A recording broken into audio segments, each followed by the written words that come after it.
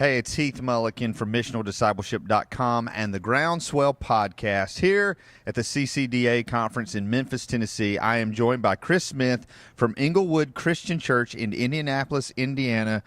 Chris, you recently wrote a book, Slow Church, that I actually just picked up today on the recommendation of several Wesleyan pastors. Talk a little bit about the heart behind the book and what it's about and how people can kind of really get into this idea of slow church. Sure, absolutely. So Slow Church is based on our experience as a church. So Inglewood Christian Church, we've been in our neighborhood for 120 years. Wow. Kind of gone up and down with the neighborhood. Got to be a really big church in the late 60s, early 70s, probably close to 3,000 members. Wow. But then kind of like our church is in an urban neighborhood on the near east side of Indianapolis, and like a lot of urban churches, Right. kind of the white flight hit us really hard. Yeah. And a lot of other struggles kind of happened at the same time with that. But the size of our congregation plummeted down to about 100 people over the course of a decade. When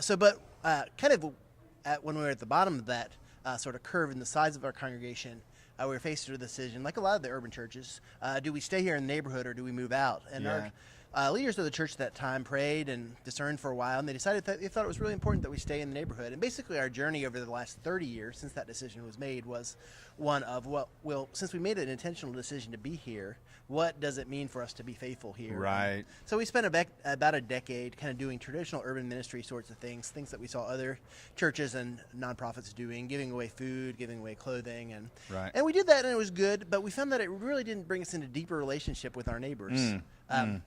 So we actually started doing some community development work, really engaging people, really trying to help to bring them into more sustainable situations, help them get jobs, which is a challenge in our neighborhood. Right. But one of the other things that's been really important for us, and one of the things that is really at the heart of the Slow Church book, is in the mid-1990s, kind of probably about 10 years after we kind of made a decision to stay in the neighborhood, like a lot of evangelical sort of churches at that time, we had a Sunday evening service that was kind of a light version of the Sunday morning service. Right. I'm sure you're familiar with that. But it was just, people were losing interest in it. Attendance was waning, just a handful of people. And we decided we couldn't continue to do the same thing, but we didn't want to give up being together on Sunday nights. Right. So we just circled up some chairs in one of our multi-purpose rooms and started to have a conversation together. And that novel sort of idea for us has really transformed us and really shaped who we are as a congregation over the last 20 or 25 years. And it was very difficult at first. We very quickly realized we didn't know how to talk together. We had been formed by a modern culture that's rapidly losing the capacity for conversation. That's exactly right. Oh, my goodness. When we were first starting, I wasn't there during the earliest years of this, but I hear tell that people were yelling at each other. Some people left the church altogether. Some people stayed part of the church but steered clear of Sunday nights. So it was very difficult. But out of sheer stubbornness or whatever else, we stuck with it week after week after week. And what we found over time as we started to talk to each other, most of all, we got to know each other and really trust each other. Trust was really the big benefit. Being in conversation, I think sometimes we were drawn a little bit closer in the ways that we understood things. Right. But most of all, we just appreciated one another and started to begin to know and trust one another. And that sort of trust that we had has really allowed us to really go a lot deeper with the sort of community development work that we're doing together. Now we have probably about half a dozen different businesses that we run kind of under the umbrella of our Community Development Corporation. And we also have a really widely heralded daycare. One of the kind of premier faith-based daycares in central Indiana. Wow. And so between these two, between our Community Development Corporation and our daycare, probably hire or employ maybe about 50 or 60 people, full or part-time. Wow.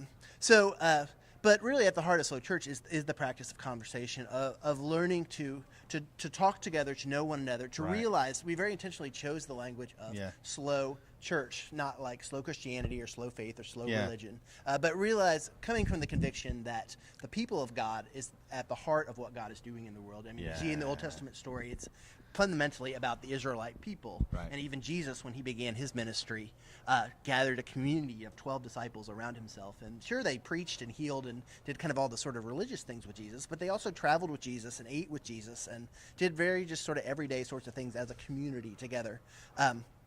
And I think part of what we need in the 21st century to really be communities that bear witness to the compassion, to the reconciliation that Jesus intends for the world, is for our churches, to be communities where we're learning to share life together in ways that bears witness. Fundamentally, the Torah, the law of the Old Testament, was a social ethic.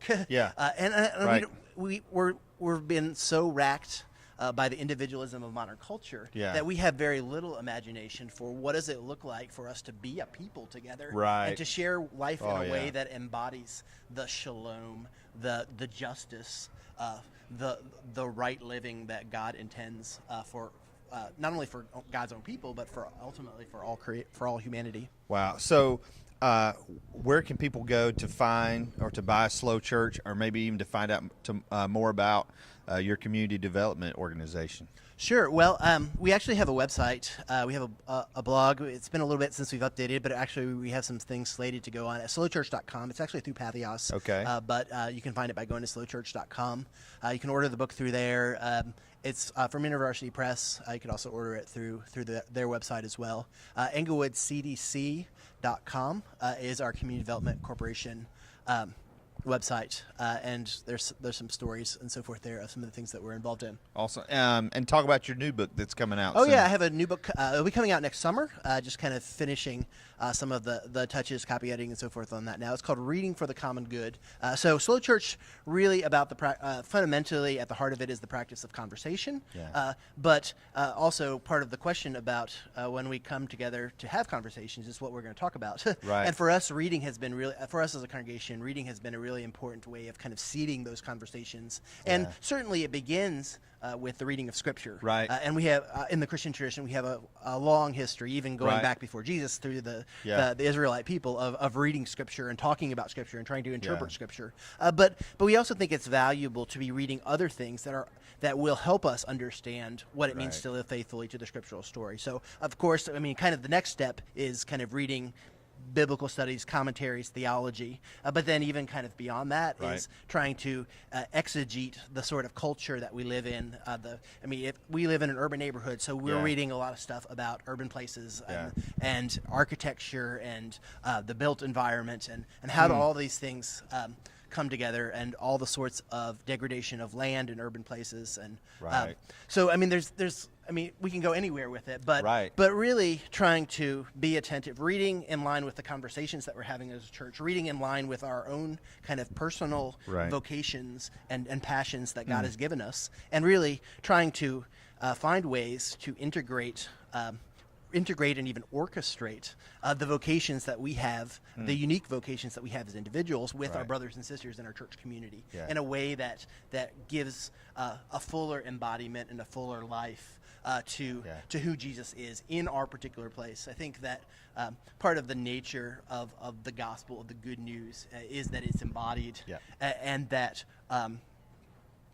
that happens in a particular, any body can only exist in one place at a time. And so our churches are called to embody Christ, to give a body to Christ in our particular neighborhood.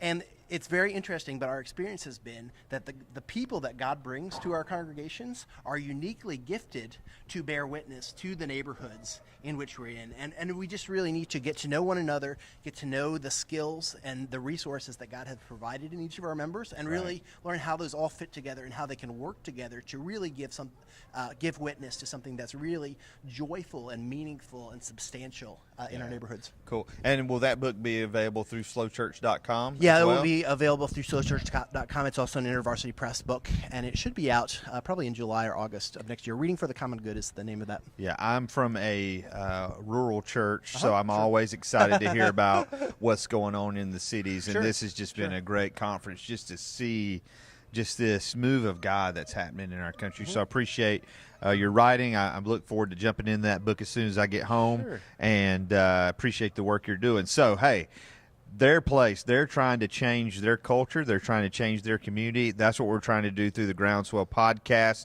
You can download us on iTunes and Stitcher Radio. My usual host, Jeremy Summers. We love interviewing people, just hearing about what God is doing. You can also listen to us at missionaldiscipleship.com. And what we're trying to do is we're trying to change church and culture one conversation at a time. So thanks to Chris Smith for joining me today, and we'll see you guys later. Thanks, Heath, for having me. Awesome, brother.